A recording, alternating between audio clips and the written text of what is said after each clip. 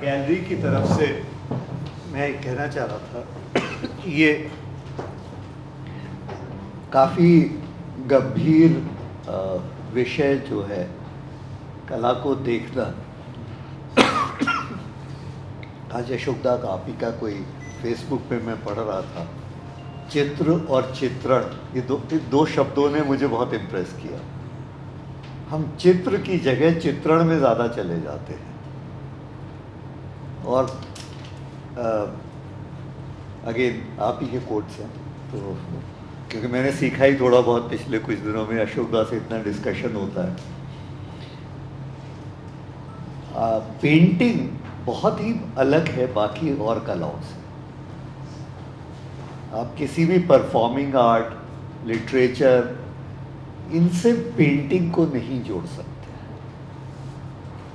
Painting का एक अपना अलग दुनिया है और उस दुनिया के लिए समझना उस दुनिया को बहुत ज़रूरी है। समझेंगे आप खुद, बट जिन लोगों ने इसका बहुत लंबा अभ्यास किया है, उनसे वो देखने का तरीका, the technique, I think the biggest thing is technique. अगर हम उनसे समझने लगे तो दिक्कत हो जाएगी। मैं बर्जर का एक दो लाइन का लालच नहीं छोड़ पा रहा, जहाँ वो कहते हैं कि पेंटिंग इसीलिए फेमस हो जाती है कि वो कब चुराई गई थी। तो वो उसके साथ जो जुड़ी कहानी है वो जो है वो ज़्यादा इम्पॉर्टेंट हो गई है उस पेंटिंग को समझने के लिए। शायद मोनालिसा भी चुराई गई थी, अगर ना चुराई गई होती तो शायद इतना नाम ना होता मोनालिसा का जितना आज हो गया है।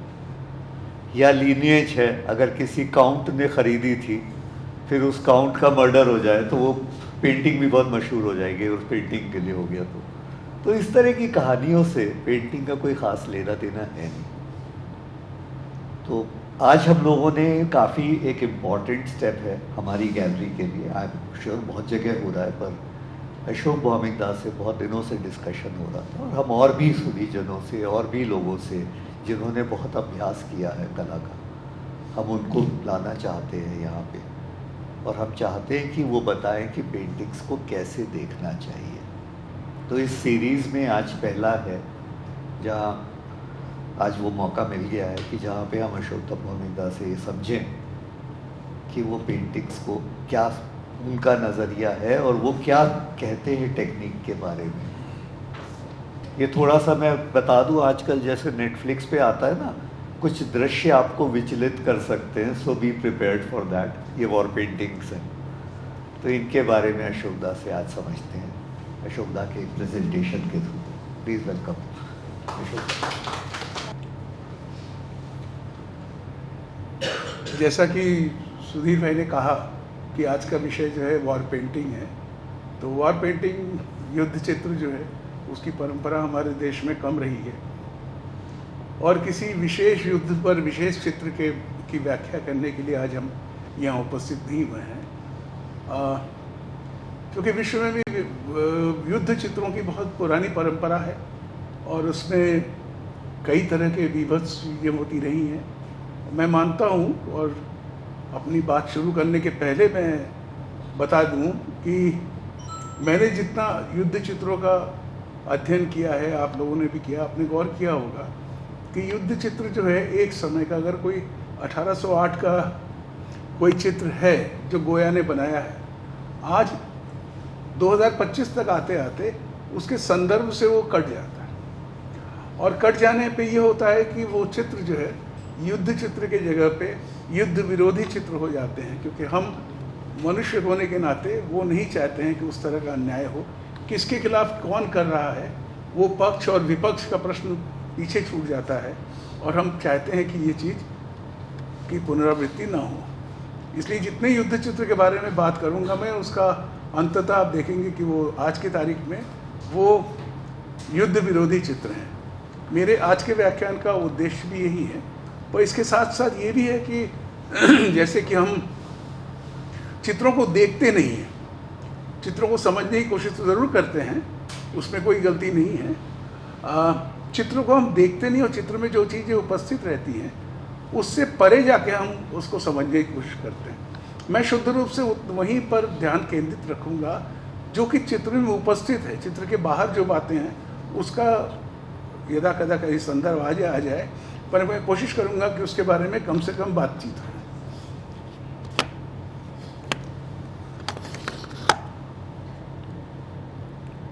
ये चित्र एक महत्वपूर्ण चित्र है और जो जिस स्थिति में है वो अलेक्जेंडर का चित्र है, जो पोम्पेई के एक मंदिर के अंदर ये मिला था। इसमें अलेक्जेंडर का चित्र है और 100 ईसा पूर्व का ये चित्र है म्यूरल। जितने भी इसकी जो परतें हैं सब झड़ गई हैं, हो सकता है कि आने वाले कुछ और वर्षों में ये कुछ भी न रहे, लेकिन इसकी जो स्पिरिट है, एक मनुष्य के एक दल का दूसरे दल के खिलाफ जो नफरत है, जो झगड़ा है, जो लड़ाई है, जो मृत्यु है, और एक शांति के लिए जो मृत्यु है, तमाम तरह की जो व्याख्याएं हैं वो शायद चलती रहेंगी, ये चित्र रहे या न रहे। मैं एक महत्वपूर्ण चित्र के साथ आप लोगों के सामने प्रस्तुत कर रहा हूँ, वो है 3 मई 1808। इस चित्र को दिखाते हुए मैं छोटी सा एक संदर्भ बताऊंगा। संदर्भ नितांत व्यक्तिगत है कि कुछ वर्षों पहले मुझे एक बार स्पेन जाने का मौका मिला और स्पेन के मैड्रिड शहर में ये प्राडो म्यूज़ियम है। प्राडो म्यूज़ियम में जो पेंटिंग्स हैं उसमें से एक पेंटिंग ये भी है, 3 में है, और इसको लेके हम लोग बहुत पहले से बातचीत करते रहे हैं, कई तरह के प्रेजेंटेशन दिए हैं। लेकिन एक चीज़ मुझे समझ में आई कि इसके सामने जब मैं खड़ा था तो वहाँ गाइड आए हुए थे। एक गाइड था, वो जापानीज़ गाइड था, वो एक ग्रुप ऑफ जो टूरिस्ट होते हैं उनको ये पेंटिंग एक्सप्लेन कर रहा था, और भी दर्शक थे। तो उसके बार बार उसके जो बोल रहा था उसको मैं सुन रहा था। वो बार बार 2 बातें कर रहा था, 2 देश का उल्लेख कर रहा था। एक स्पेन का उल्लेख कर रहा था और दूसरा फ्रांस का उल्लेख कर रहा था। ये पेनिनसुलर वॉर के समय का चित्र है। ये संदर्भ में देना नहीं चाहता था, मैं दे इसलिए रहा हूँ कि जिससे कि मैं समझ सकूँ और समझा सकूँ। वो 2 दल के बारे में बात कर रहे थे कि जैसा देखिए, जो सामने जो गोली जिनको लग रही है, जिनको गोली दागी जा रही है, वो लोग स्पेनिश हैं। वो स्पेन के क्रांतिकारी लोग थे जिन्होंने स्पेन की मुक्ति के लिए लड़े, और ये जो है ये नेपोलियन की सेना है और वो फ्रांस से आई थी और उन्होंने इनको मारा। अब मैं वहाँ खड़ा था, मुझे लगा मेरे लिए इस संदर्भ का क्या मतलब है। मैं न तो स्पेनिश हूँ ना मैं फ्रेंच हूँ।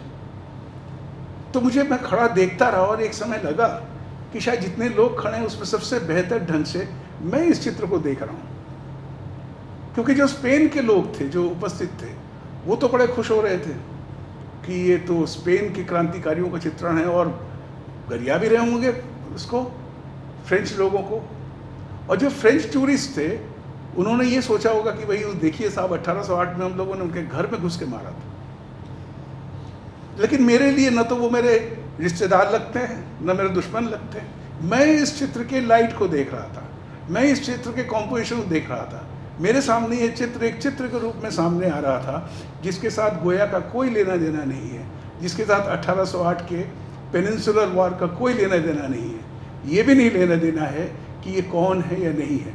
मेरे लिए केवल एक चीज़ महत्वपूर्ण था, वो ये था कि सफ़ेद कपड़े पहना हुआ आदमी जो गोलियों के सामने खड़ा होके, वो आज भी वो जिंदा है। 1808 से लेकर 2025 तक इस आदमी को शनाख्त हम लोग करते रहते अपने आसपास। मेरे लिए ये को समझने या अनुभव करने में सचमुच का लाभ मिलता है। तो इस चित्र को हम थोड़ा सा देखें।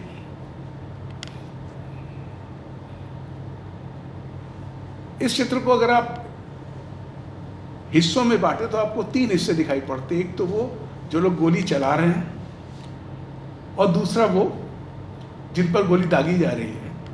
इन दोनों के बीच में एक और दल है, वो तीसरा दल है जो कि ऑनलुकर्स हैं, जो देख रहे हैं, जो भयभीत हैं। इन तीनों के हिस्से को मिला के ये चित्र बना है। ये 3 हिस्से अपने अपने ढंग से हैं, थोड़ा सा उसको समझते हैं। अगर आप देखेंगे कि जो उधर का हिस्सा है जहाँ पे वो गोली चला रहे हैं, वो सिस्टम है, वो व्यवस्था है, वो व्यवस्थित है। वो वहाँ पे आप जियोमेट्रिक लाइंस दिखाई पड़ती हैं। लेकिन जिनके ऊपर गोली चलाई जा रही है वहाँ पे रेटिकुलेटेड लाइंस देखेंगे, अगर उसको आप आउटलाइन खींचे तो आपको ज्योमेट्रिक लाइंस नहीं मिलती है। इस प्रकार एक चित्र में दो ध्रुवों का जन्म होता है, दो पोल्स बनते हैं, एक दूसरे के विपक्ष। यहाँ चित्रकार की महानता है कि वो अपने चित्र में दो पोल्स बनाता है, और हर चित्र में दो पोल बनते हैं। युद्ध चित्र की खासियत होती है कि आप किसके पक्ष में किसके विपक्ष में, ये महत्वपूर्ण नहीं है। महत्वपूर्ण ये है कि चित्र में उन्होंने दो पोल्स बनाए या नहीं बनाए, क्योंकि आप किसके पक्ष में हैं ये महत्वपूर्ण नहीं है। 1808 के युद्ध के पक्ष में या विपक्ष में प्रश्न ही नहीं उठता। तो अच्छे चित्र के पक्ष में अगर हैं तो इस चीज़ को आप आइडेंटिफाई करते हैं, देखते हैं, और इसको बगैर देखे जब पढ़ने चाहेंगे तब जाहिर है कि इसको आप मिस आउट करेंगे। इसको थोड़ा और समझेंगे हम। जब इस चित्र में कोई रेखा नहीं, तो पर आप खुद कल्पना कीजिए कि हम किस बात पे हम बात कर रहे थे। कहाँ पे एक सिस्टम, एक जो हम लोग वर्ड सिस्टम का इस्तेमाल करते हैं, व्यवस्था का इस्तेमाल करते हैं, वो कितना व्यवस्थित होता है दृश्य के रूप में भी। जैसे कि इस चित्र में देखिए कि वो पक्ष है जहाँ से जो लोग गोली चला रहे हैं, उसको अगर अच्छी तरह देखेंगे, उसके सामने एक लाइट बॉक्स है जिसके बारे में आगे ही बात करेंगे। इस लाइट बॉक्स की खासियत ये है कि वो भी एक क्यूबिकल है, वो भी कोई गोलाकार या कोई दूसरे रूप में नहीं है, या कोई मशाल नहीं है। ये एक नाटक के फुटलाइट जैसा है, और इसके लिए ही इस चित्र के जो आतंक है, जो भी भाव है, वो इस एक प्रकाश के लिए है, जिससे कि चारों तरफ रोशनी फैलती है। जब हम इसको पूरे देखेंगे तो और भी अच्छी तरह समझ पाएंगे।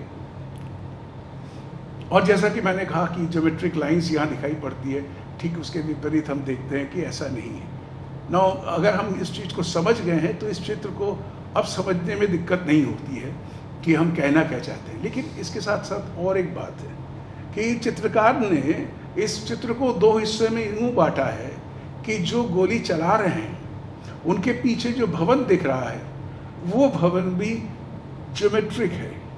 वो भवन सत्ता का भवन है जो ज्योमेट्रिक है, लेकिन उसके ठीक विपरीत जहाँ पे जिन पर गोली चलाई जा रही है, वो एक पहाड़ी इलाका है, चांदमारी जैसा लगता है। इस अंतर को भी आप समझ सकते हैं, न केवल इन लोगों में, उनकी भंगिमाओं में, उनके रूप में, उसके साथ साथ पीछे जिसका बैकड्रॉप है वो भी डिवाइडेड है। ये कुछ महत्वपूर्ण चीज़ें हैं इस चित्र में, उसकी ओर हम इशारा करेंगे, दिखाएंगे। वो ये लाइट बॉक्स है। लाइट बॉक्स बहुत महत्वपूर्ण है क्योंकि इसी से लाइट जो है एक अंधेरा, एक अनलाइटेड रीजन और एक लाइटेड रीजन में दो हिस्सों में इस चित्र को बांटता है।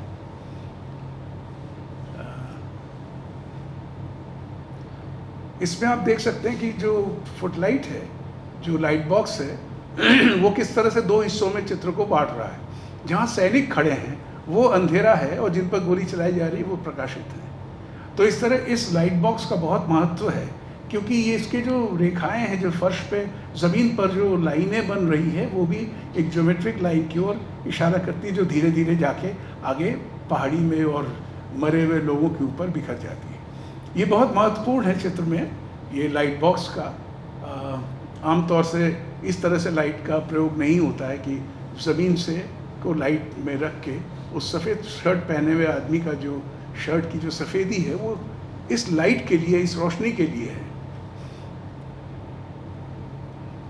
जैसा कि मैंने बताया कि इस चित्र में जो बीच के लोग हैं, जो दो खंड बताए, जो बीच के लोग हैं, उसमें एक खास व्यक्ति भी मौजूद है जिसको कि प्राय हम देखते हुए, क्योंकि चित्र को नहीं देखते हम लोग, कहानी सुनते तो इसको मिस आउट करते हैं। ये लगता है कि ये जो लोग हैं जिनके ऊपर गोली चलाई जा रही है, उसके पीछे एक इन्फॉर्मर भी है जो सत्ता का है, वो छिपा हुआ है, और वो इसकी उपस्थिति यहाँ है। इसको लेके कई लोगों ने, कई आलोचकों ने इसके बारे में बात की है। चूँकि इसके ऊपर बात हुई है, इसलिए मैं आप लोगों को इस सामने शेयर कर रहा हूँ। दूसरी बात जो बहुत महत्वपूर्ण है, वो इस हाथ के बीचों बीच एक छेद है, जो क्रिश्चियनिटी में इस छेद का बहुत महत्व है, क्योंकि ईसा मसीह के हाथ में सलीब में कील जब ठोकी गई थी तो इस छेद का उल्लेख है, स्टिग्मेटा शायद कहते हैं। तो ये प्राय जो हम लोग जिस ढंग से देखते हैं चित्रों को हम मिस आउट करते हैं, लेकिन जब ओरिजिनल पेंटिंग के सामने आप खड़े होते हैं तो ये सब चीज़ें धीरे धीरे आपके सामने खुलती रहती हैं। और फिर आप इस चित्र को दूसरे चित्र के साथ क्यों कैसे जोड़ते हैं उसका भी हम लोग आगे इसका जिक्र करेंगे। लेकिन जैसा कि मैंने आपको बताया कि वो सफ़ेद कमीज़ वाला आदमी जो है वो 1808 में गोया के लिए भी एक प्रेरणा था और आज भी हमारे लिए भी है। चाहे वो कहीं पे हो, किसी जल में हो, जंगल में हो, कहीं पे भी हो, इस व्यक्ति की उपस्थिति बहुत आश्वस्त करती है हमें। और एक दूसरा चित्र गोया का है जिसमें कि इस व्यक्ति को उन्होंने हेल किया है। इसको आप देख सकते हैं कि पृष्ठभूमि में वो व्यक्ति वो पहाड़ी के ऊपर है, जो कि एक रेशियो को भी तोड़ रहा है, क्योंकि वो दूर है लेकिन वो छोटा नहीं है। जो परिप्रेक्ष्य बनता है उस हिसाब से नहीं है वो। और कोलोसोल की भी याद आती, जो गोया के चित्र हैं जिसमें डार्क पीरियड के, इसमें कि सैटर्न को उन्होंने बहुत अतिकाय दिखाया है, उसका मुझे इसमें आभास दिखाई पड़ता है। बहरहाल वो फिर कभी। इस युद्ध चित्र के बाद हम ये गोया का चित्र है, अब हम लोग दूसरा चित्र देखने की कोशिश करेंगे, मैसेकर इन कोरिया। अभी हम लोग जब सुबह बात हो रही थी तो सुधीर भाई से बात हो रही थी तो ये हुआ कि उन्होंने कहा कि मैसेकर इन कोरिया, इसका मतलब क्या जापान ने किया था? मैंने कहा ऐसा कुछ हो नहीं सकता। जब मैसेकर का शब्द इस्तेमाल होगा किसी चीज़ में तो तुरंत उसके साथ आप अमेरिका को जोड़ सकते हैं, चाहे वो वियतनाम हो, चाहे वो कुछ भी हो, इसके साथ आप इसको जोड़ ही सकते हैं। ये मैसेकर इन कोरिया एक महत्वपूर्ण चित्र है। अगर आप कभी स्पेन में गए और बार्सिलोना गए तो उसमें पिकासो म्यूज़ियम है, वहाँ ये संरक्षित है। आश्चर्य इस बात क्यों होता है कि इसको तो कहीं मोमा में होना चाहिए था, इसको तो किसी बहुत बड़े किसी म्यूज़ियम में होना चाहिए था, क्योंकि ये बहुत महत्वपूर्ण चित्र है। लेकिन ये है पिकासो म्यूज़ियम में। पिकासो म्यूज़ियम में बहुत सारे अच्छे चित्र हैं, लेकिन इसकी उपस्थिति देख के मैं थोड़ा चौंका था। और फिर वहाँ जो लिखा हुआ है, मुझे लग रहा था कि ये चित्र सन 51 में बना था, 1951 में बना था। 1951 का समय हमें देखना चाहिए। 1951 का मतलब ये है कि जब शीत युद्ध, कोल्ड वार अपने चरम सीमा पे था। इस चित्र के बारे में इतनी व्याख्याएं आई, इतने खिलाफ इतनी बातचीत हुई कि लगभग ये थोड़ा सबमिसिव हो गया, इसको प्रचार से हटा लिया गया, क्योंकि पिकासो खुद कम्युनिस्ट पार्टी के मेंबर थे और इसलिए वो सीधा सीधा माना गया कि ये प्रचार है। और फिर इसमें जो फीमेल फिगर्स हैं उनको न्यूड बनाने का कोई अर्थ नहीं है। इस तरह के तमाम तरह के जो जिस तरह से भी कीचड़ उछाला जाता है, इसके ऊपर उछाला गया। अंततः आज की तारीख में ये एकदम किनारे पड़ा हुआ पेंटिंग, अगर हम जाएं तो हो सकता है कि हम मिस भी कर जाएं। तो उसको मैंने गौर से देखा कि इसमें क्या खास बात थी। आप लोग भी जानते हैं इस चित्र के बारे में, हालांकि इसके बारे में बहुत कम चर्चा होती है। ये पिकासो के जीवन का एक महत्वपूर्ण चित्र है। इस चित्र में भी हम, जैसा कि हम कह रहे थे कि पोल्स क्रिएट करते हैं, अब अगर मैं कुछ भी ना बोलूं तब भी आप देख पा रहे हैं, आप उसको अनुभव कर पा रहे हैं कि पोल्स कैसे क्रिएट होते हैं, दो पक्ष विपक्ष कौन बनाते हैं, कैसे बनते हैं, कहाँ ज्योमेट्रिक लाइंस दिखती है, कहाँ नहीं दिखती है। ये मेरे बताने के बगैर भी आप समझ ही रहे होंगे। फिर भी ये एक पक्ष है और ये दूसरा पक्ष है। ये दो हिस्सों में बटा हुआ चित्र है, जिसे कि हम कह सकते हैं कि दो पोल्स बनाते हैं। इस चित्र में भी हमने, जैसे कि गोया के चित्र में देखा था 3 मई में, इसमें भी हम देखेंगे कि अगर ज्योमेट्रिक लाइंस हैं और उधर जो है वो थोड़ी मोड़ी रेखाएं हैं। लेकिन इससे भी महत्वपूर्ण है कि उस चित्र को अगर हम याद करें तो उसमें दोनों तरफ मनुष्य उपस्थित है। यहाँ पे मनुष्य का दानवीकरण हुआ है, डेमोनाइजेशन हुआ है, उसको दानव के रूप में प्रस्तुत किया गया है, एक यांत्रिक मनुष्य के रूप में, संवेदनहीन मनुष्य के रूप में इस्तेमाल किया गया है। इस पक्ष में मुझे लगता है कि गोया के एक कदम आगे बढ़ के पिकासो अपनी आधुनिकता का दावा पेश करते हैं कि वो बहुत आसानी से एक मनुष्य को एक यंत्र में बदलते हैं और एक दानव में बदल देते हैं। हमारे यहाँ भी इस तरह के प्रयोग हुए हैं और रामलीला में प्रायः हम देखते हैं इस चीज़ को कि जो हमें पसंद ना आए तो उसको हम दानव बना दिया करते हैं। तो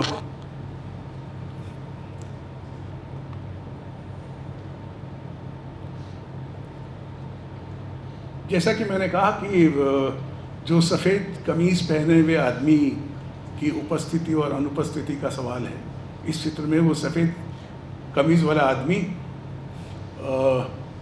बहुत शिद्दत से मौजूद है, जिसको कि इस लड़ाई से कोई मतलब नहीं है।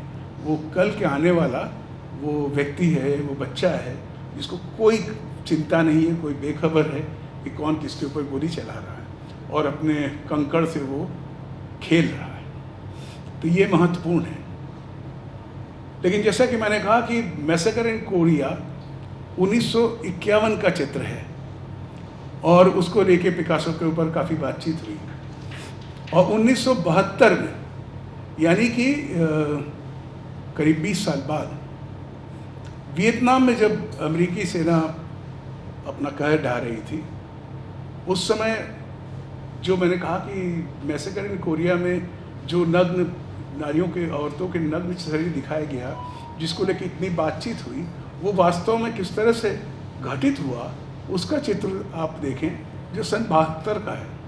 सन 72 में अमेरिका ने नेपॉम बम गिराया था और वियतनाम पे, और ये जो बच्ची है, इसके कपड़े और इसकी चमड़ी दोनों ही जल गई थी। और इस चित्र का महत्व ये फोटोग्राफ है।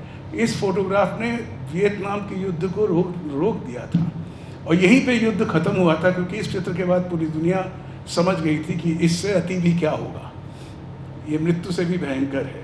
तो आप जोड़ सकते हैं, समझ सकते हैं कि पिकासो के मैसेकर इन कोरिया में जो नग्न शरीर है जो औरतों की, उसके साथ ये बनता है। और एक कह भी सकते हैं कि चित्रकार भविष्य दृष्टा भी होता है। वो जब अमेरिका की 1951 वाले अमेरिका को पहचान रहा है, उसको पता है कि 1972 में ये बहुत नहीं सुधरेंगे, और हमें पता है कि 2025 में भी नहीं सुधरेंगे। बहरहाल, अब एक बहुत महत्वपूर्ण चित्र, इसके बारे में बहुत बातचीत होती है। एक बार फिर मैं अपने व्यक्तिगत अनुभव को आपके साथ साझा करूंगा कि मैं जब बीएससी में पढ़ता था, तब मैं कानपुर में था। कानपुर में किताबों की दुकान होती थी, जिसका नाम था current book depot. Current book depot में बहुत तरह की किताबें मिलती थी, पीरियडिकल्स मिलते थे, बहुत सारी किताबें मिलती थी जो निषिद्ध भी हुआ करती थी। तो वहाँ एक किताब में मुझे एक चित्र दिखाई पड़ा था, ब्लैक एंड वाइट में। वो गुएर्निका का चित्र था, और मैं स्वाभाविक रूप से बहुत आकर्षित हुआ।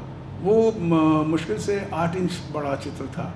और उसके बाद समय बदलता गया, और गुएर्निका को लेकर और पढ़े और जाने, और उसका ऐतिहासिक परिप्रेक्ष्य, पृष्ठभूमि क्या है, गुएर्निका में क्या देखा जाए, कैसे समझा जाए।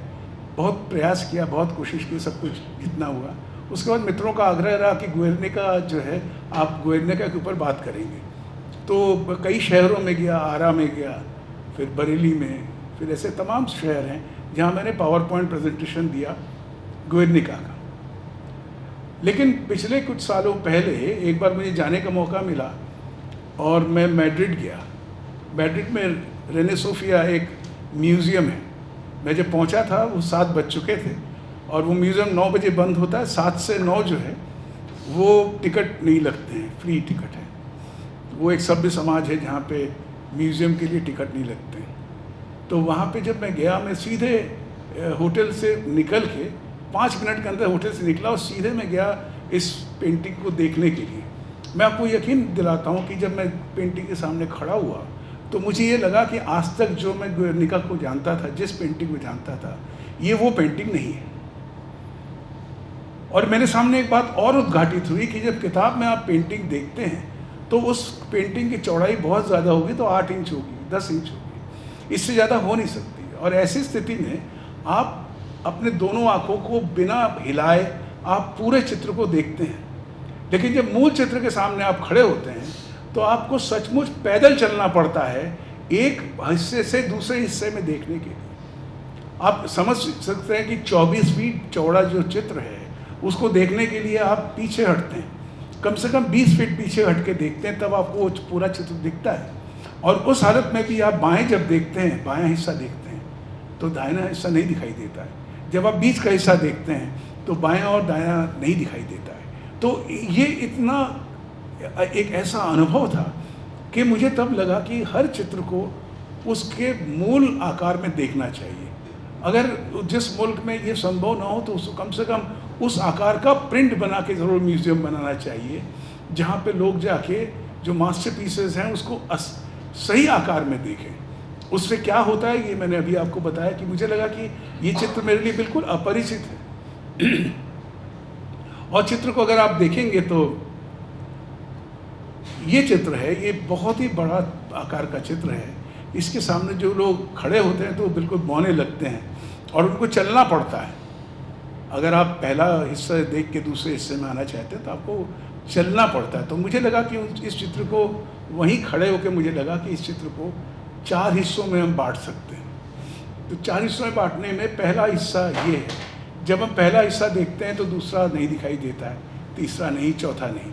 फिर जब दूसरा देखते हैं तो पहला और तीसरा दिखाई देता है। इस तरह से इसको आप 4 खंडों में बांट सकते हैं। चारों खंडों में आप अगर गौर से देखेंगे, इसमें एक बिलखती हुई औरत है पहले खंड में, तो एक ध्वनि की उपस्थिति वहाँ है, एक ध्वनि है वहाँ, कोई खामोशी नहीं है, वहाँ ध्वनि है। दूसरे खंड में एक चीखता हुआ घोड़ा है। वहाँ भी आप एक ध्वनि देखते हैं कि जहाँ पे उसका जो जीभ जो है वो एक भाले के नोक के जैसे वो एक आवाज़ के ओर इशारा करता है।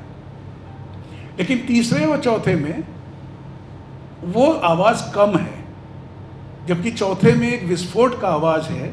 अगर आप ध्वनियों को इस 4 हिस्सों में बांटें तो बहुत इंटरेस्टिंग एक आपकी यात्रा होगी, जिसमें कि आप एक युद्ध चित्र में ध्वनि की भूमिका को आप समझने की कोशिश कर सकते हैं। इसमें एकेडमिक्स को जाने की ज़रूरत नहीं है। इस पेंटिंग को फील करते हुए अगर आप देखें, गौर से देखें, थोड़ा समय निकाल के, तो आपके सामने ये चीज़ें निकलती हैं। इसके साथ साथ और भी चीज़ें निकलती हैं। जैसे इस चित्र को अगर आप गौर करें तो आपको देखेंगे दोनों तरफ 2 विंग्स हैं, जैसे एक मंच है या कि एक रूम है जिस कमरे का सामने वाली दीवार जो है उसको किसी ने हटा दिया है। तो आप बाएं दाएं के 2 दीवार देखते हैं, पीछे का दीवार देखते हैं, छत दिखती है और फर्श दिखती है। और यहीं अगर प्रोसिनियम थिएटर को देखेंगे, प्रोसिनियम का स्टेज भी ऐसे ही होता है, दोनों तरफ 2 विंग, पीछे बैकड्रॉप, ऊपर कैनोपी और नीचे जो है आपका जो स्टेज है। तो इसको थोड़ा सा हम समझें इसको, कि इसमें आप देखेंगे कि ऊपर का जो बना है ट्रेपीजियम, ऊपर जो इस पूरे चित्र के पीछे जो हिस्सा है वो एक स्टेज जैसा बनता है, जिससे कि इसका जो प्रभाव, इसका जो असर है इतना नाटकीय बनता है। उसमें इसका बहुत बड़ा योगदान है कि ये इमेजेस जो हैं बहुत संतुलित ढंग से ओवरलैप किए गए हैं और एक दूसरे से किस तरह से जुड़े हैं ये भी देखने लायक है। तभी आप म्यूरल होने का जो इसकी जो क्वालिटी है वो इसी से बनती है। दूसरा, इस चित्र को अगर देखेंगे, बीच में ये एक पिरामिड के आकार का कंपोजिशन है। एक तरफ जहाँ वो पैर है, जैसे मैं आपको वो लाइन दिखाऊं, इसको आप देख के लगता है कि पिरामिड के आकार का है।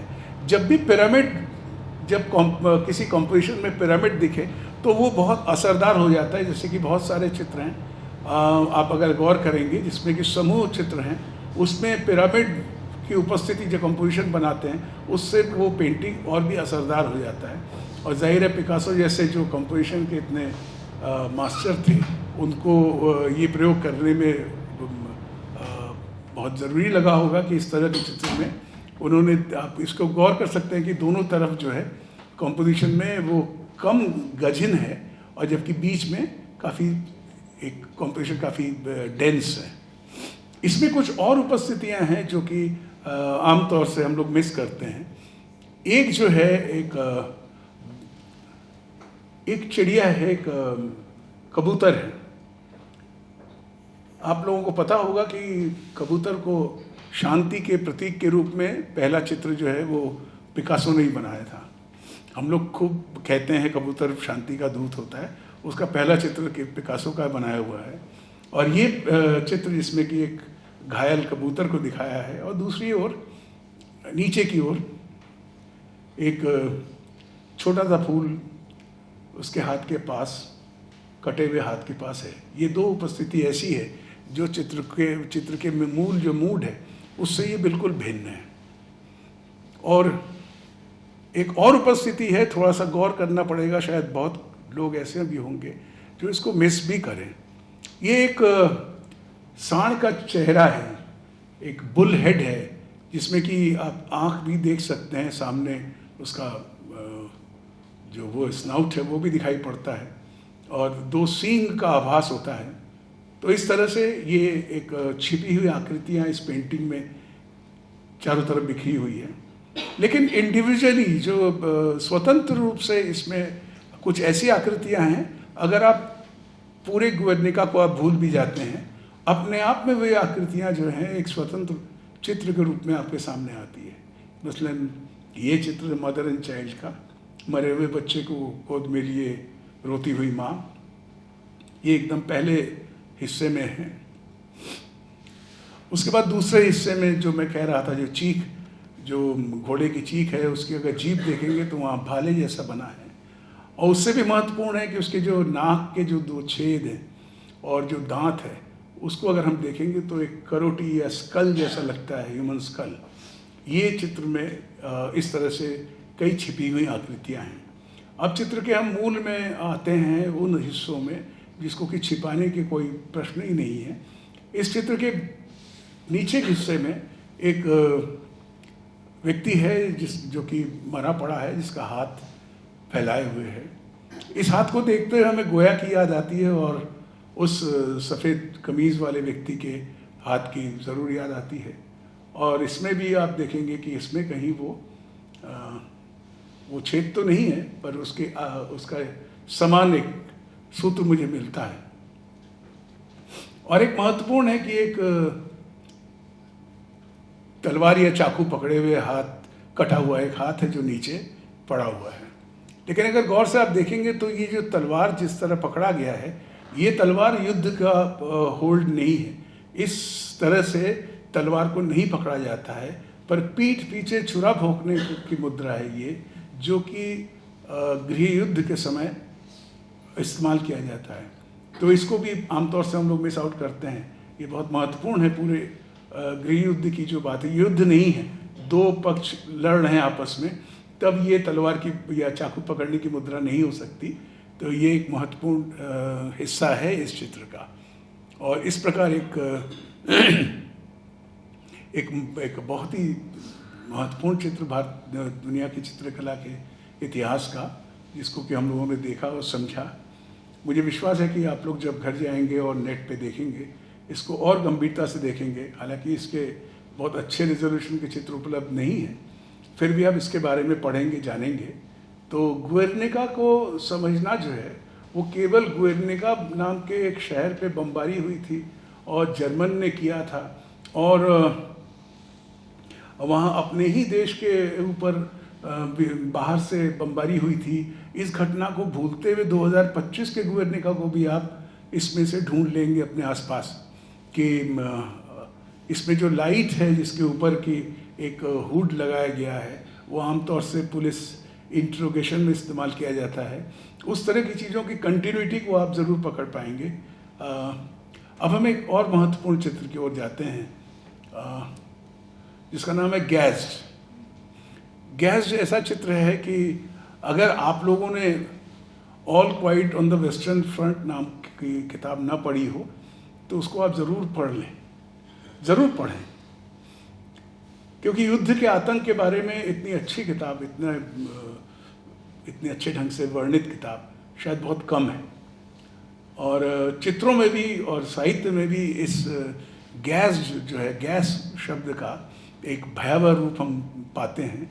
ये गैस दरअसल मस्टर्ड गैस था, जो एक युद्ध में इस्तेमाल किया गया। इस गैस के बारे में 2-3 शब्द मैं कहूँ कि ये गैस जो है वो भारी था, जेली लाइक था, जो ट्रेंच में, जो युद्ध में जो खाइयाँ बनती हैं, जब उसको वो फटता था तो खाइयों के अंदर चला जाता था, जहाँ पे सेना छिपी रहती है जिससे कि कोई गोली उनको न छुए, वहाँ ये गैस पहुँच जाता था। वो जैसे कि रेंगते हुए गैस पहुँचता था, और ये साइटोटॉक्सिक था। ये जो हमारे जो भी हिस्से हैं शरीर के, इसमें कि जैसे आँख है, जैसे कि सांस लेते हैं अंदर, तो पानी के साथ मिलकर तुरंत वहाँ के जो सेल्स हैं, वहाँ के जो टिश्यू है, उसको डैमेज करता था। तो इसमें जो वर्णन किताब में है, एरिक मारिया रेमार्क की किताब में है, उसमें ये कहा है कि वो खांसते थे जब, तो उनके खांसी के साथ साथ उनके फेफड़ों के टुकड़े बाहर आते थे, उनकी आंखें तुरंत अंधे हो जाते थे, वो मरते नहीं थे। इस भयावह एक पूरा जो युद्ध में इस्तेमाल करने वाला अस्त्र है, इसका इस्तेमाल हुआ था और इसने बहुत बड़ी तबाही मचाई थी। और उस पर बहुत लोगों ने चित्र बनाए हैं, कहानियाँ लिखी हैं, और उसमें एक चित्र जो सबसे महत्वपूर्ण है वो जॉन सिंगर सार्जेंट का, जो अमेरिकी चित्रकार थे, उनका बनाया हुआ गैस चित्र। Bombardment, barrage, curtain fire, mines, gas tanks, machine guns, hand grenade, words, but they hold the horror of the world. ये उस किताब से एक छोटा सा मैंने हिस्सा आपके सामने पेश किया, क्योंकि जिस गैस की बात कर रहे हैं उस गैस की महिमा भी ज़रा थोड़ा जानिए। ये वो है जब गैस हो जाने के बाद सामने सैनिक जो है अधमरे पड़े हुए हैं, और जो चल सकते हैं पर देख नहीं सकते हैं, वो अंधों के कंधों पे हाथ रख के वो एक कतार बना के जा रहे हैं। इसमें आगे जो सामने जो व्यक्ति है, जो हॉस्पिटल का लगता है या हेल्थ सर्विसेज का है, वो संभाल के इनको ले जा रहा है। इसमें कोई भी देख नहीं पा रहे हैं, एक दूसरे को पकड़ के ले जा रहे हैं। और इस चित्र को बनाने के लिए बहुत समय लगा था, और उस समय इंग्लैंड के अखबारों में इन गैस जो लोग थे, जो गैस से पीड़ित जो सेना थी, उसके चित्र भी लगे थे, जिसमें कि देखेंगे कि ये फोटोग्राफ है जिसमें कि आंखें जो हैं पट्टी से बंधी हुई है। और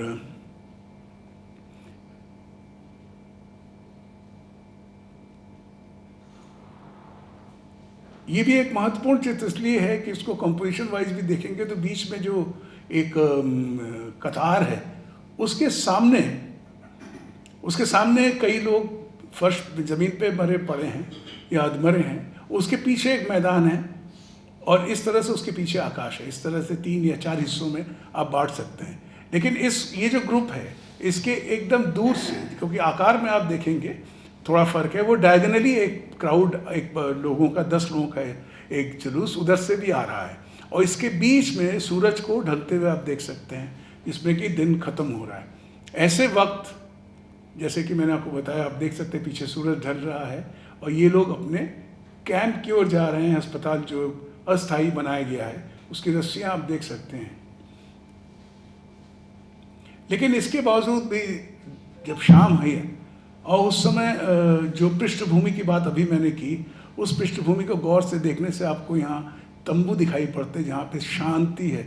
इनको ऐसा लगता है कि ऐसी कोई घटना यहाँ घटित हुई ही नहीं। और पृष्ठभूमि और मूल चित्र में इसके पूरे टेम्परामेंट में इतना अंतर है। इसको आगे बढ़ के अगर देखते हैं तो और भी चकित होते हैं, जब इन चित्रों, इन सैनिकों के बीच से हमें फुटबॉल खेलते हुए लोग दिखाई पड़ते हैं। उस युद्ध चित्र में फुटबॉल खेलते हुए आपको लोग दिखेंगे, और भी इस तरह भी दिखाई पड़ते हैं। तो ये चित्र को एक नया डायमेंशन देता है, लेकिन चित्र के जो गंभीरता को डिस्टर्ब नहीं करता है। और ये एक बहुत महत्वपूर्ण इसकी उपस्थिति है। जहाँ तक जॉन सिंगर सार्जेंट का सवाल है, ये एक बहुत बड़े चित्रकार थे, अमेरिकी चित्रकार थे। इनकी प्रसिद्धि अमेरिका में इस बात की थी कि सोसाइटी में जो पैसे वाली सुंदर महिलाएं होती थी, उनके ये पोर्ट्रेट बनाते थे, और बहुत ही नाम था इनका पोर्ट्रेट बनाने का। जिस चित्र को हमने देखा, उससे और ये पोर्ट्रेट की दूरी को आप सहज समझ सकते हैं। तो हम कुछ उनके पोर्ट्रेट भी देखेंगे कि कहाँ से चल के युद्ध के एक चित्रकार को कहाँ से कहाँ ले जाता है। ये उनके पोर्ट्रेट हैं जो उन्होंने बनाए थे।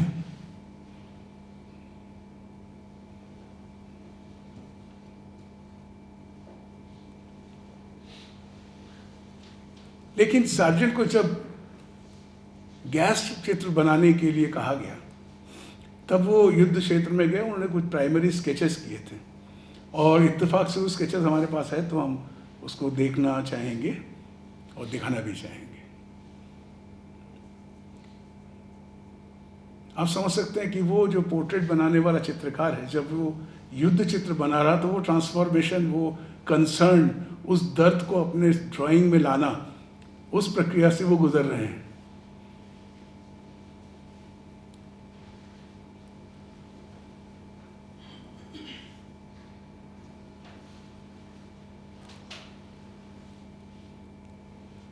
और इसी विषय पे एक और चित्र है, जो कला के छात्र हैं उन्होंने तो देखा ही होगा। ऑट्टो डिक्स नाम के एक आर्टिस्ट थे जो फर्स्ट वर्ल्ड वॉर के युद्ध में भी गए थे, और उन्होंने चित्र बनाए थे। जो गैस का जो मास्क है उसका ये चित्र है, और जो इसको देखने से यूँ लगता है कि जो दानवीकरण के बारे में हम बात कर रहे थे, ये लगभग उस तरह के रूप लिए हमारे सामने उपस्थित होते हैं। ये ऑट्टो डिक्स का बनाया हुआ चित्र है। और चित्रों के बारे में बात करने के बाद हम मैं सोचता हूँ कि कुछ चित्रकारों के बारे में भी बात करें। एक फ्रांस मार्क हैं, बहुत सारे चित्रकार ऐसे थे जो कि युद्ध में गए और उनको वो वहाँ वापस नहीं आए।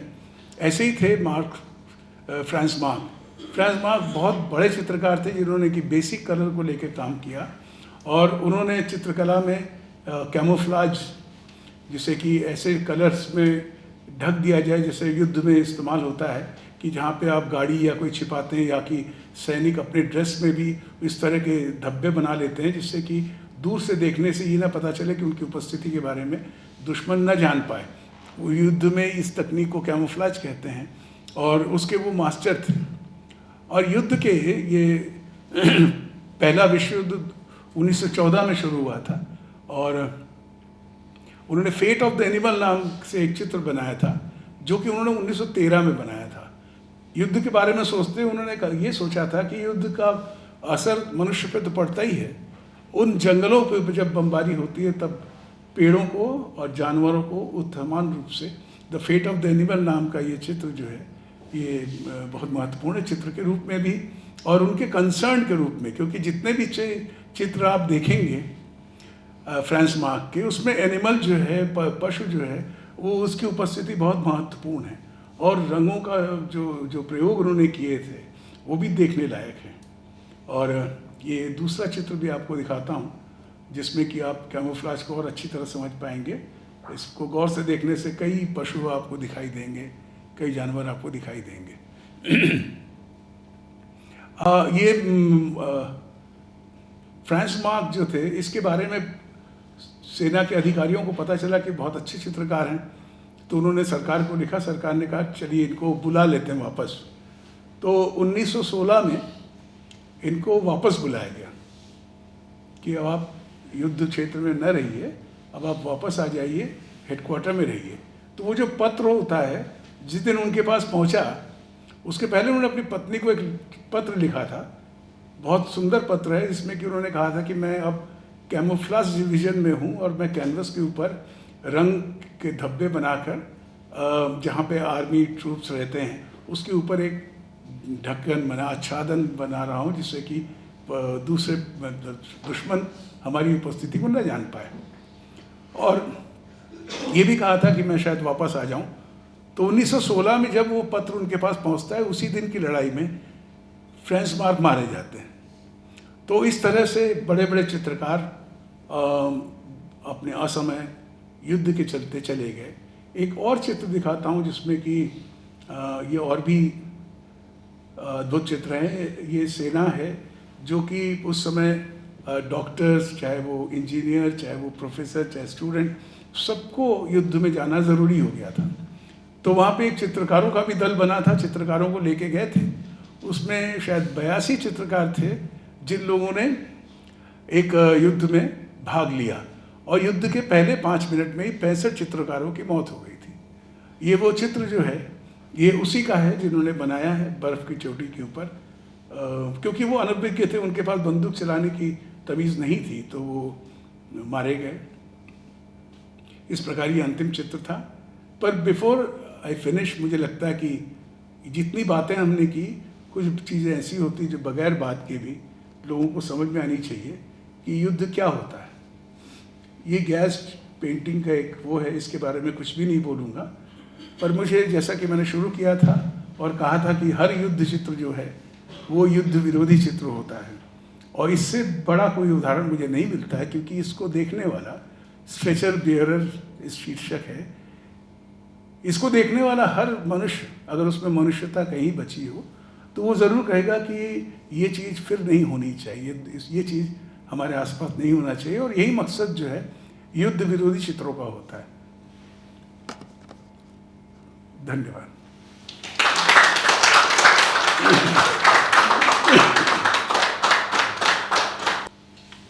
मुझे पता है कुछ क्वेश्चंस भी होंगे, आई एम श्योर। इसको थोड़ा सा मैं सोच रहा हूँ कि थोड़ा ऑर्गेनाइज कर लिया जाए। आई बिलीव ये बहुत इम्पॉर्टेंट है, और मैंने अशोकदा का ये तीसरा प्रेजेंटेशन देखा है। एक रविन्द्रनाथ टैगोर का बहुत साल पहले हमारे यहाँ किया था आपने, 3 साल पहले शायद। एक फिर आपने अमृता शेरगिल का लाइट वाला जो आपने समझाया था, और मेरी तो सारी लाइफ ही प्रेजेंटेशंस में है, क्योंकि टेक्निकल पार्ट होता है, प्रेजेंटेशन के बिना होता नहीं है, कॉर्पोरेट सिस्टम ही प्रेजेंटेशन का होता है। पर जितनी मेहनत इस प्रेजेंटेशन में, मैं टेक्निक ऑफ प्रेजेंटेशन पे आ रहा हूँ अशोकदा, आप पेंटिंग की बात करेंगे, मैं टेक्निक की बात कर रहा हूँ। जितनी डिटेलिंग अशोकदा ने इसमें मेहनत जितनी की है इस प्रेजेंटेशन में, मतलब I am surprise, I am amazed.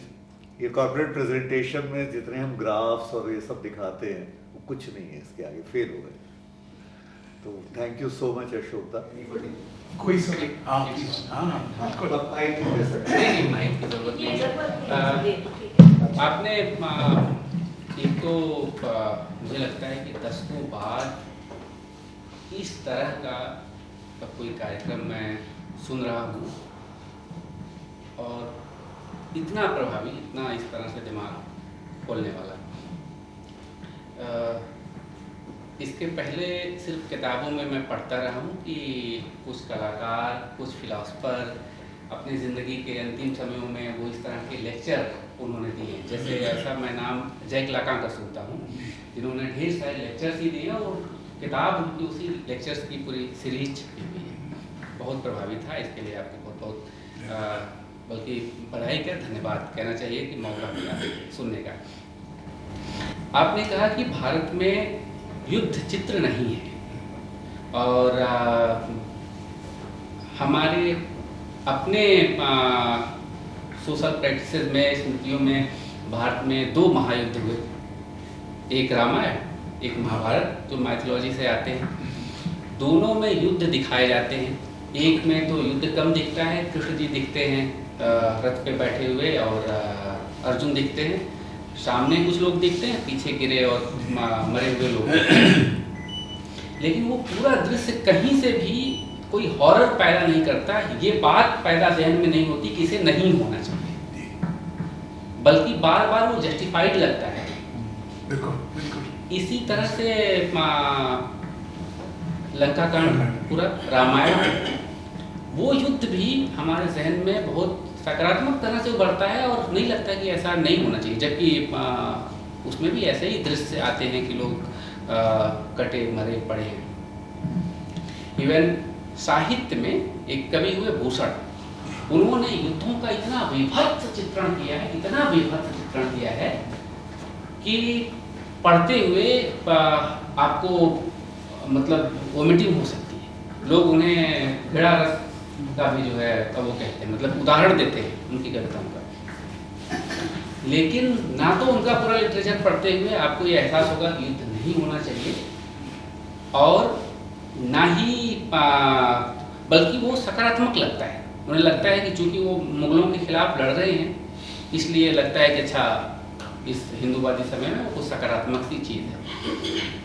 एक किताब है हल्दी घाटी, श्याम नारायण पांडे, जिसमें बहुत इस तरह की लाइनें हैं, ऐसा रड़ाड़ा करता था, मुर्दे बह गए निशान में। विभत्स चित्रण है, लेकिन उसे पढ़ते हुए सिर्फ आनंद आता है, लगता है क्या अतिशयोक्ति है।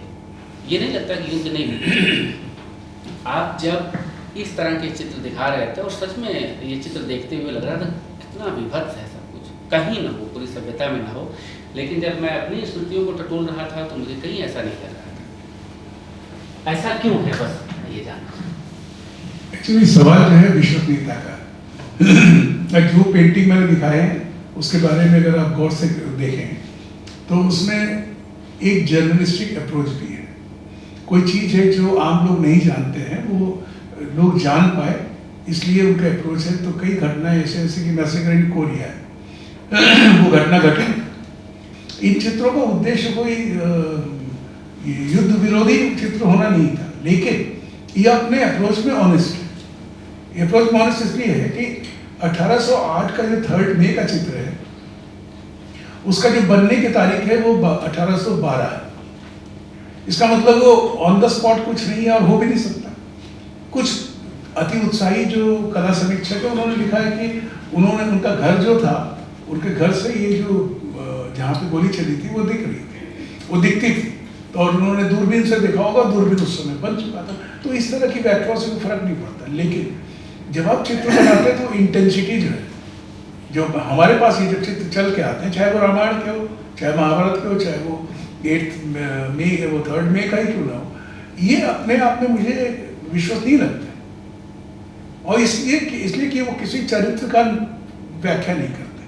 आप वो जो रथ के ऊपर बैठा है वो आप खोजते हैं कि रथ के बैठा हुआ आदमी जो है वो तो नीले रंग का है, उसके सर के ऊपर मोरपंख है या नहीं। और द मोमेंट आप उसको पहचान लेते हैं, आपको कि भारतीय दर्शक का सबसे बड़ा सुख ये है कि उसने खोज लिया, उसने पहचान लिया ये जो बैठा है, ये अगर ये कृष्ण है तो पीछे वाला व्यक्ति अर्जुन होगा ही होगा। तो ये जो आपका जो टेक्स्ट से, जो चित्र से अलग जो व्याख्या से आप परिचित होते रहे हैं, उसको जब आप चित्र में घटित होते पाते हैं तो आपको बड़ा अच्छा लगता है। तो इसलिए उसका उद्देश्य ये नहीं है। उद्देश्य वही है जो आप कह रहे हैं ना कि एक दल का दूसरे दल के प्रति नफरत हो जाए। कविता हो, कहानी हो कि भाई यवन आए थे, जैसे कि आनंद मठ में भी यही दिखता है। तो अगर वो चित्र नहीं है, साहित्य है, तो उसमें कोई प्रेरणा नहीं मिलती। जब बच्चे तो बड़ा अच्छा लगता था। इसीलिए मैंने इन चित्रों को दिखाया कि ये चित्र पूरे अलग लीग के हैं। और ये अंततः जो एक युद्ध विरोधी चित्र बनते हैं, इसके ऊपर बहुत कम बात हुई है। ये तो हम लोग बात कर रहे हैं कि ऐसे दौर पे हम आ गए हैं कि हमें युद्ध विरोधी चित्र के ऊपर स्ट्रेस करना है। युद्ध विरोधी पोस्टर बन सकते हैं, पर जो चित्र हैं जो युद्ध को बढ़ावा देने के लिए बने। जब गोया बना रहे थे तो गोया स्पेनिश सरकार के साथ थे, गोया स्पेनिश जनता के विरोध को दर्ज कर रहे थे। ये गोया का उद्देश्य था, मेरा नहीं है। मेरे दर्शक होने के नाते ये मेरी आज़ादी है कि मैं गोया का गुलाम न बनूं। भले आपने लिखा कि 3 मई 1808, आपने 3 मई को जो घटना है वो इतिहास में पढ़ लीजिए और उसको देखने अगर आप चित्र में खोजेंगे तो मिल भी जाएगा। लेकिन एक दर्शक के रूप में आप आज़ाद हैं कि जब पढ़ते हो तो आप पढ़ा कीजिए, जब चित्र देखें तो चित्र देखिए। तो इसलिए मैंने बताया कि ये युद्ध विरोधी चित्र तभी होते हैं जब हम उनके संदर्भ से पढ़ते हैं। और हम क्या करेंगे, अगर मान लीजिए कि वो चित्र 300 साल का सफर कर लेता है, वो अपने आप में चित्र में वो शक्ति होती है कि वो अपने संदर्भ से खुद काट लेता, खुद काट लेता। आप नहीं पहचान पाएंगे। आप गोया के और भी चित्र में जिसमें कि उन्होंने राजा रानियों को बनाया, उनके नाम है, लेकिन हमारे लिए नाम से क्या मतलब है, हमारे लिए कोई अर्थ नहीं। हमें थोड़ा लॉजिक लगाए और अगर ये रुचि रहे कि हम चित्र को अनुभव करें, उसको हम जिस तरह देखना चाहिए उस तरह देखें, जो हमारे लिए बहुत कठिन प्रस्ताव है, तब आपको देखेंगे कि हर चित्र के अपने अलग ढंग का प्रभाव होता है। और तुमने जो ये कहा कि जो बहुत पैसे किस्म के चित्र लगते हैं इंडियन, ये तो है। हिंदुस्तान की कला हो, चित्रकला हो, साहित्य हो, सब जगह पे इस आदर्श का अभाव है। हमने वो पक्ष विपक्ष की खोज की और इस्टेब्लिश भी किया। ऐसा नहीं कि खोज की, वो इस्टेब्लिश भी किया, क्योंकि हमारे समाज में, मैं तो इस बात को दोहराता हूँ कि जब मैं वैन गॉग म्यूजियम के सामने खड़ा होता हूँ या तुम जाके खड़े होगे, जब देखोगे लाइन लगी हुई है, तो उस लाइन में कोई चाइनीज है, कोई जापानीज है, कोई अमेरिकन है, सब लोग लाइन है। और तब आपको लगता है कि कौन लोग हैं भाई, हमारा तो नहीं होता। वैन गॉग हमारे क्यों नहीं पैदा होता? कोई सवाल? सर, चित्र की बात हम करते हैं, जैसे आपने वियतनाम का फोटोग्राफ दिखाया, बहुत चर्चित फोटोग्राफर युद्ध का, जिसमें वो बच्ची लीवो डेवलप करके दौड़ रही है। पर जो आपने चित्र की बात कही, और हम चित्र की बात सुनते भी हैं और उसको समझते भी हैं, पर ये जो चित्रण का भाव है, ये भाव आप में कैसे आया? मैं ये जानना चाहता हूँ कि चित्र की बात हम सभी करते, चित्रण का भाव कम आ पाता है। एक समीक्षक के नाते, एक कलाकार के नाते मैं ये जानना आपसे चाहता हूँ। मेरे ख्याल से चित्र को देखना चाहिए। चित्र को हम देखते नहीं। हम चूंकि चित्र देखने शुरू करते हैं, सबसे पहले देख लेते हैं, जो मेरा प्रैक्टिस रहा, मेरे ख्याल सबका रहा, हम लोग पीछे पहले देखते हैं कि टाइटल क्या है। टाइटल मैसेकर इन कोरिया है, अब आप तुरंत नेट सर्च करेंगे मैसेकर इन कोरिया क्या था, तो उसको समझते हुए दूसरे जब आप चित्र पे लौटेंगे तब तो देखने का बहुत कुछ रहेगा नहीं उसमें।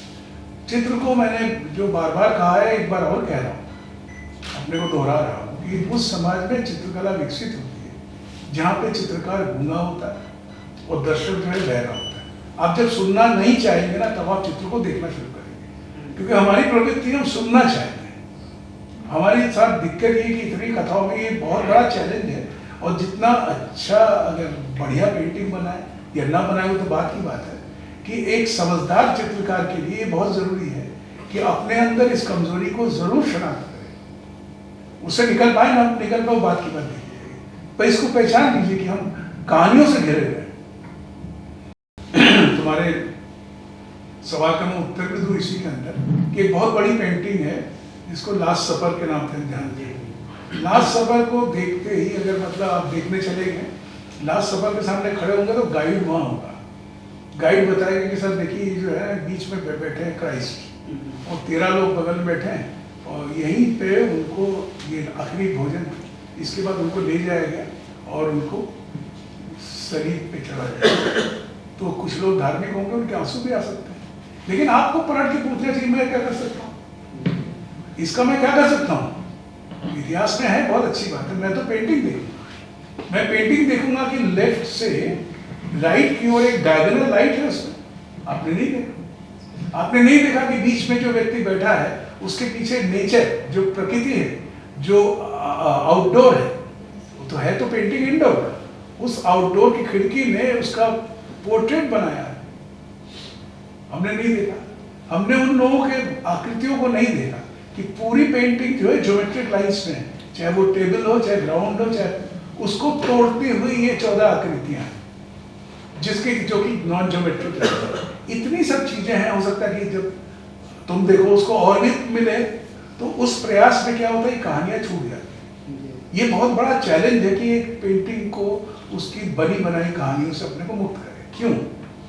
क्योंकि जो भी कहानी पेंटिंग के बारे में कहा जाता है, किसी ना किसी का उसके पीछे लाभ है। एक पेंटिंग को एक चित्रण के रूप में बदलने का किसी ना किसी को लाभ है। ऐसे ही नहीं है कि वो जो पेड़ है, पेड़ के ऊपर कपड़े टंग रहे हैं और एक व्यक्ति पेड़ के ऊपर चढ़ा बैठा है और नीचे कई औरतें हैं जो नहा रही हैं। इसकी अगर कहानी नहीं होगी तो देखने में बहुत फालतू का चित्र है, न तो कॉम्पोजिशन, न लाइट है, कुछ नहीं है। लेकिन जब कथा हो जाती है वो लीला हो जाती है, फिर आप उस पेंटिंग को भी उस ऊंचाई पे ले जाते हैं। तो इस तरह के प्रशिक्षण से आप एक मूर्ख चित्रकार बनते हैं, क्योंकि आपको डिसोन करना पड़ेगा। जिस जगह पे हम खड़े हैं, अगर हम अपने इतिहास को डिसोन नहीं करते, हम अगर अपने परंपरा को क्वेश्चन नहीं करते, तब इससे बेहतर, इससे बुरा हाल कभी नहीं होने वाला। हम अगर उसको एंडोर्स करते हैं, मैं अभी बात कर रहा था कि शरांग के बारे में कोई सज्जन हमसे पूछ रहे थे कि शरांग के साथ, अच्छा वही तुमसे बात हो रही थी, वो PhD कर रहे थे, हम लोग बात कर रहे थे, तो शरांग के बारे में बात हुई। मैंने कहा शरांग अगर समझना है तो एक पेंटिंग को देखो। वो पेंटिंग है, वर्मेयर की पेंटिंग है, जो girl with the pearl earring, उसमें सब कुछ है। जितना का शरांग तो समझ में नहीं आता, इंडियन आर्ट को देख के शरांग समझना बहुत मुश्किल है। अगर है तो सादृश्य नहीं होगा, अगर है तो उसका तमाम तरह के जो और लावण्य नहीं होगा, कुछ तो होगा ना। और उस चित्र में तो ये तो स्ट्रेंज है, वर्मेयर ने तो नहीं पढ़ा, इसलिए इस पर अपना हक जाहिर न कीजिए। जो दिक्कत ये कि मैं लगभग व्याख्यान दे रहा हूँ, पर मैं 1 मिनट बात करना चाहूँगा। दिक्कत कहाँ पे आ रही है, एक चित्रकार की चुनौती कहाँ पे है। चित्रकार जो है वो रविन्द्रनाथ टैगोर की अगर बात को माने, उसके लिए जो जहाँ वो रहता है ना, उसका स्वदेश होता है, उसका राष्ट्र नहीं होता। राष्ट्र एक अवधारणा, इसका स्ट्रक्चर होता है कि ये प्रधानमंत्री, मुख्यमंत्री, ये सब राष्ट्र, उसके नियम होंगे, उसके सब कुछ होंगे, उसका गीत भी होगा, उसके सब तरीके होंगे, करेंसी होगी, सब होगा। लेकिन स्वदेश जो है वो राष्ट्र नहीं है। स्वदेश ये हो सकता है कि आप मॉरिशस में गए, वहाँ पे आपकी संस्कृति का कोई व्यक्ति मिला, वो स्वदेश है। आप वो जो सीमा के बाहर, जो 47 के पहले वो हिस्सा, वो स्वदेश है। क्योंकि उनके कल्चर, उनकी रुचि, उनके गीत सब हमारे जैसे हैं। तो कोई वजह नहीं है कि हम स्वदेश ना माने। अगर यहाँ से हम बात शुरू करते हैं तो एक दिन वो स्वदेश पूरा दुनिया बनता है। और चित्रकार का अंतिम और पहला आश्रय जो है वो उसका वैश्विक है। वो कभी भी रीजनल और किसी भी तरह के संकीर्ण धारणा में बदल नहीं सकता कि हम कहें कि बंगाली चित्रकार होता है, हम कहें बिहारी चित्रकार होता है या पंजाबी चित्रकार, ऐसा तो हो ही नहीं सकता। हाँ, लेखक हो सकता है, कवि हो सकता है, चित्रकार नहीं हो सकता है। तो हमारी समझ में चित्र को, जैसा कि तुमने पूछा ना, इसके लिए हमें अपनी तैयारी करनी पड़ेगी। हमें ऑलमोस्ट डिटॉक्सिंग की जरूरत है। हम जिस पर कभी कभी सोचते हैं कि इस उम्र में भी हम इसको स्ट्रेस कर रहे हैं, इसलिए कर रहे हैं कि अगर मुझे कोई बात समझ में आती, मैं आपके सामने रख रहा हूँ, ये लेना ना लेना तो आपकी बात है, पर बगैर डिटॉक्सिंग के हम नई चीज नहीं कर सकते। तो इन सब चीज़ों को समझते हुए एक कॉन्शियस एफर्ट होना चाहिए कि being an Indian how to detox ourself. ये जो जहर है इससे निकाला कैसे जाए, बगैर इसके निकले चित्र नहीं बन सकते।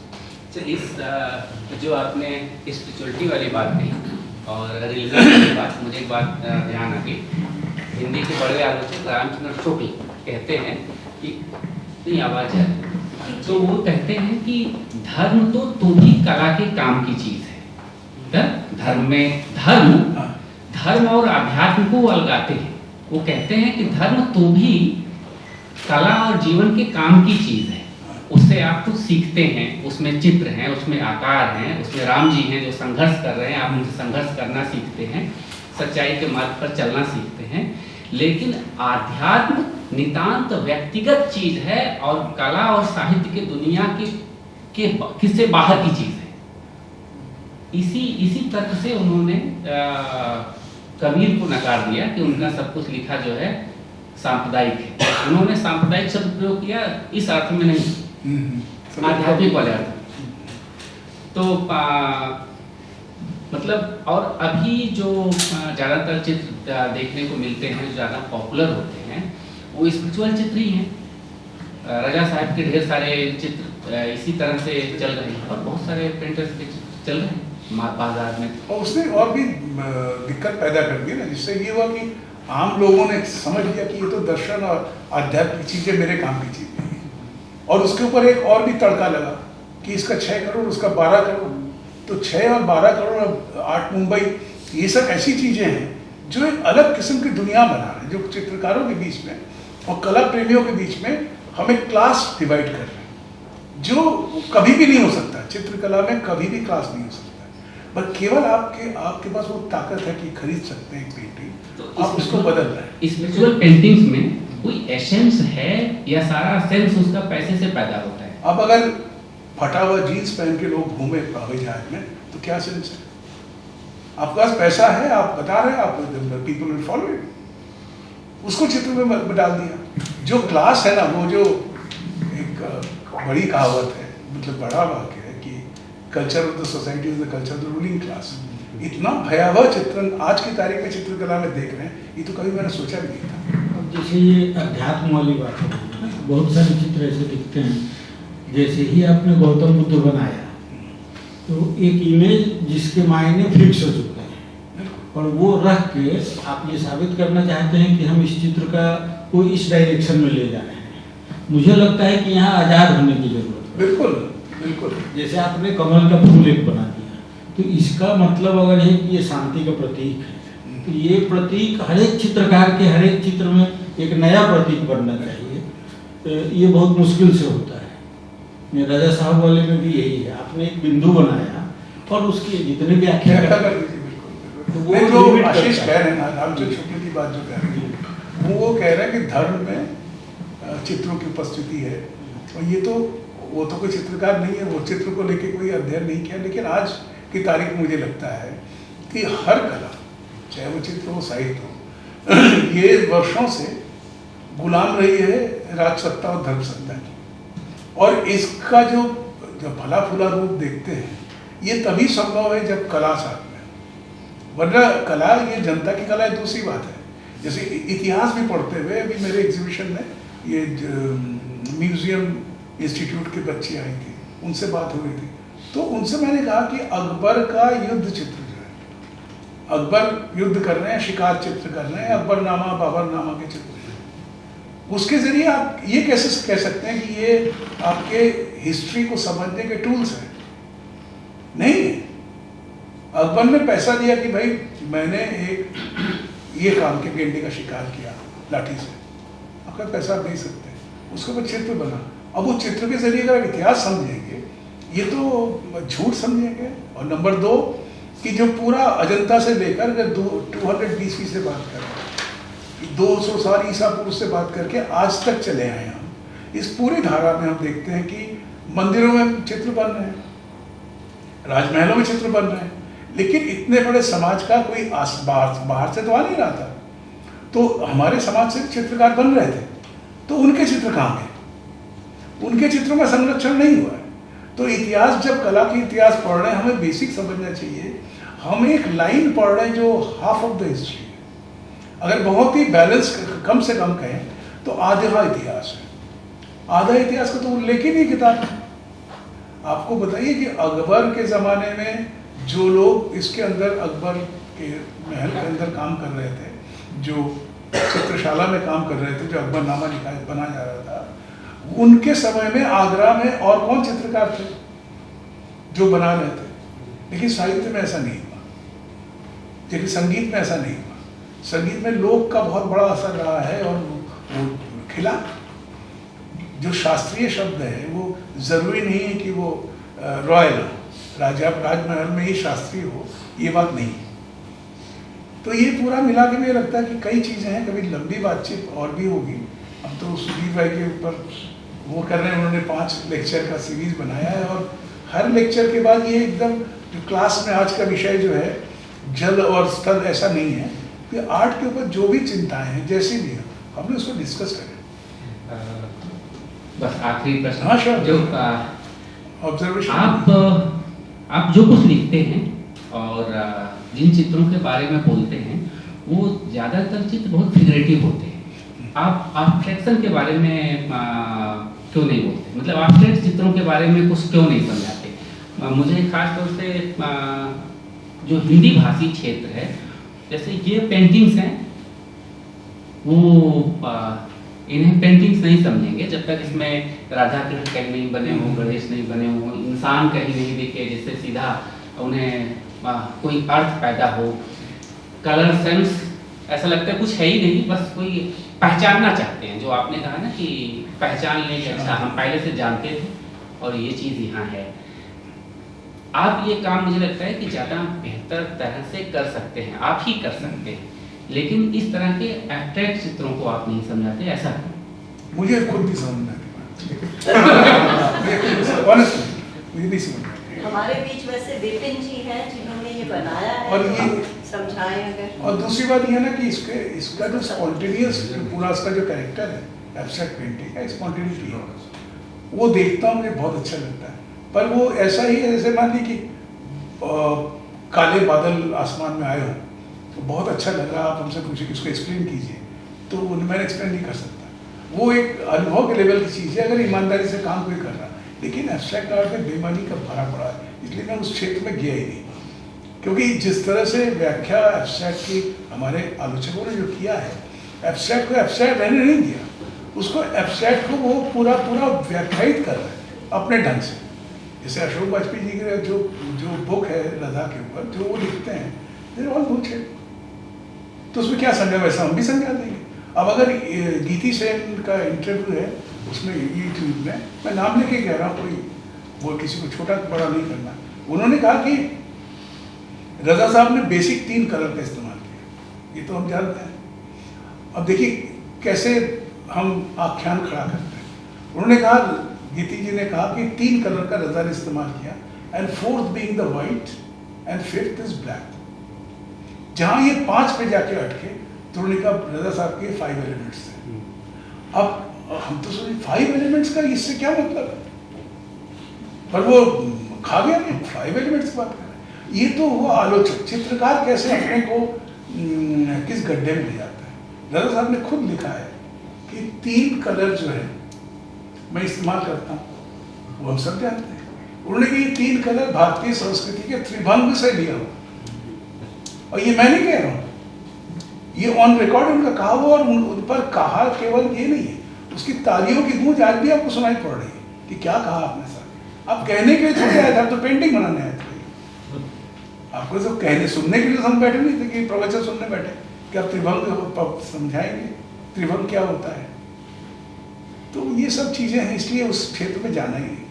मैं इंडियन आर्ट के बारे में बहुत कम बोलता हूँ क्योंकि उसकी क्रेडिबिलिटी नहीं। जिस चीज़ को मैं खोजना चाहता हूँ, मेरे लिए इंडियन आर्ट है, यूरोपियन आर्ट कोई मतलब नहीं। मैं एकदम ऑनेस्टली कहता हूँ, मेरे लिए सब आर्ट बराबर है। क्योंकि पिकासो को जब अप्रिशिएट करेंगे तब थोड़ी आप कहेंगे स्पेनिश आर्टिस्ट है या फ्रेंच आर्टिस्ट है। ये हमारे यहाँ होता है, जैसे कि मार्क शगाल को तारीफ करते समय खोजेंगे बेलारूस का था या जर्मनी में था, या कि वो तो ट्रैवलर थे, पूरी जिंदगी टहलते रहे।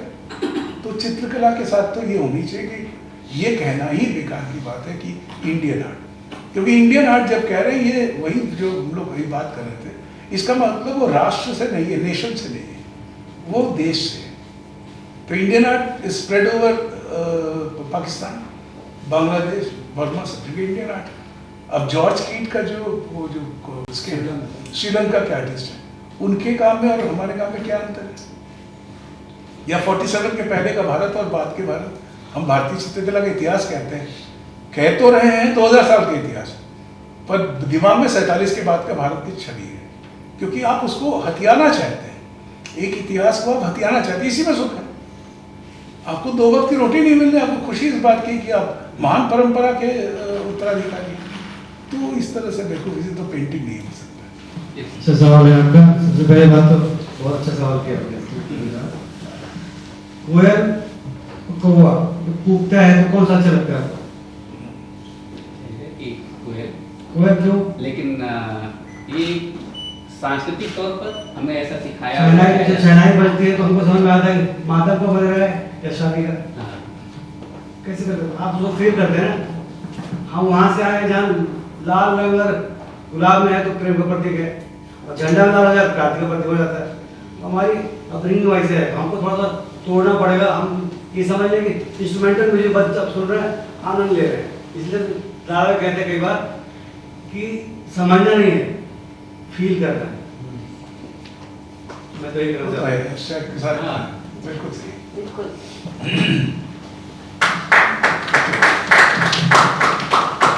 सबसे पहले मैं कहना चाहती हूँ बहुत अच्छा लगा आज मुझे ऐसा एहसास हुआ कि शायद मैं कोई कमर्शियल मूवी से भी ज़्यादा आनंद नहीं हूँ।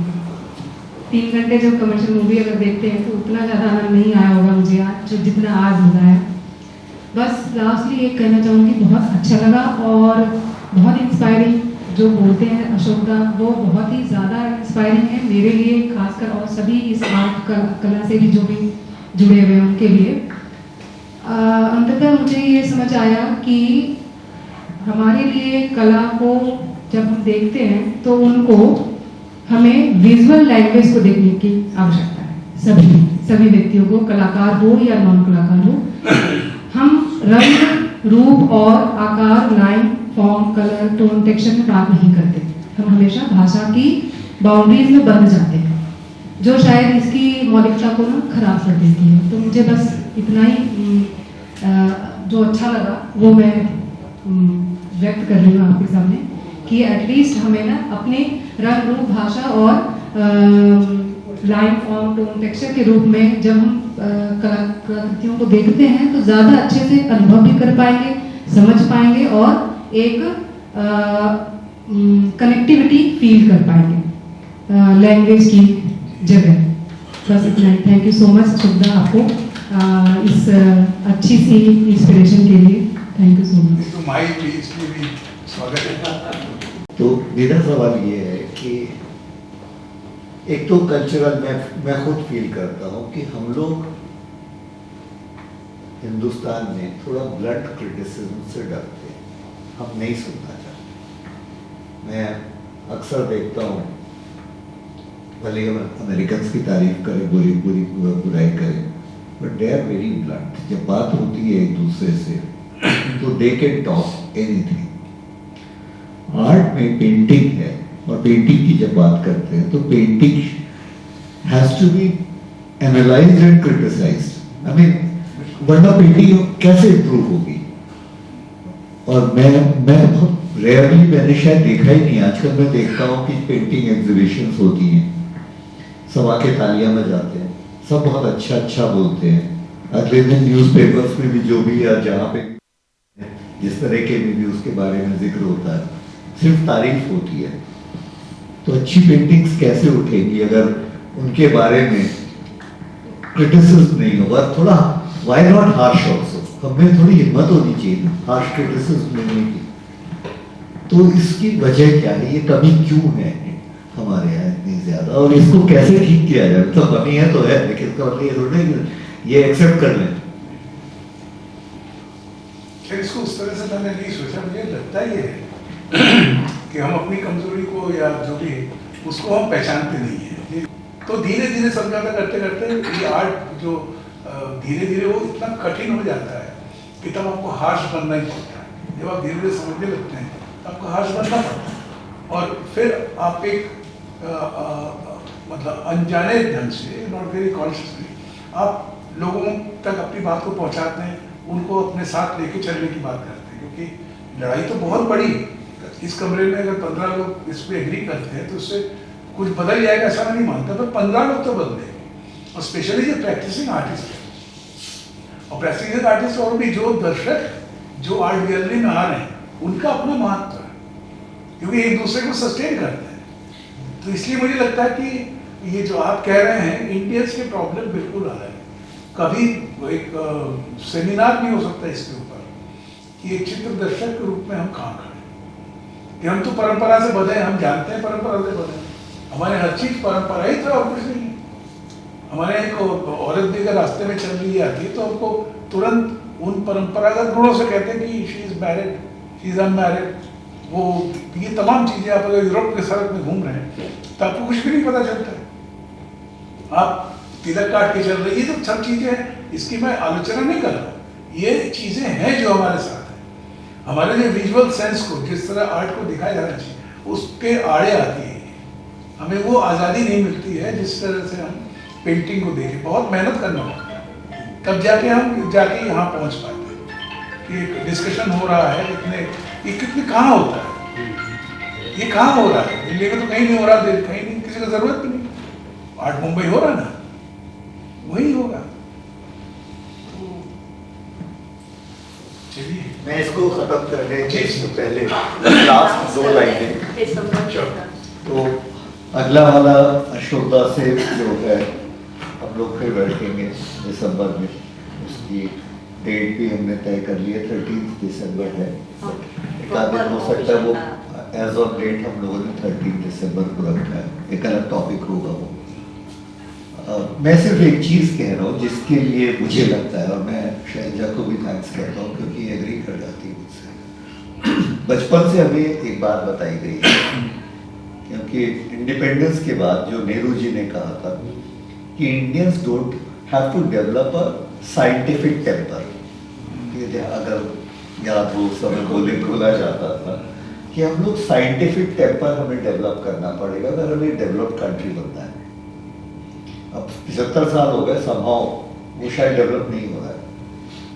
3-4 साल से जब से मैं ये शैलजा ने शुरुआत की और फिर आप अशोकदा जैसे और आप सब लोगों के साथ बैठ के सुन रहा हूँ, मुझे लगता है मैं आर्ट के लिए भी टेम्पर डेवलप करना पड़ेगा। ये जितनी बातें हम अभी कर रहे हैं, क्योंकि मैं फिर रिपीट कर रहा हूँ, I think we have to be little critical of everything that we do, not for negativity, for improvement. And I am very confident कि ये हो सकता है। मैं ये नहीं कहूँगा कि हम हिंदुस्तानी हम तो ऐसे ही रहेंगे, मैं कभी नहीं इसमें बिलीव करता। I always believe we have to keep trying for this, और कुछ ना कुछ तो डेफिनेटली इम्प्रूवमेंट आएगा।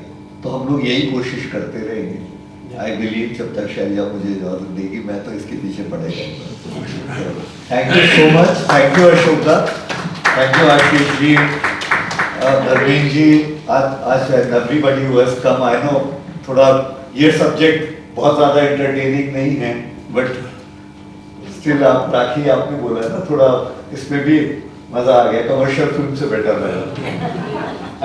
ऐसे मुझे थोड़ी शिकायत है आपसे, कमर्शियल फिल्म से बेटर लगा वाला वर्ड। वो गहरी बात, मैं फिल्में देखती हूँ,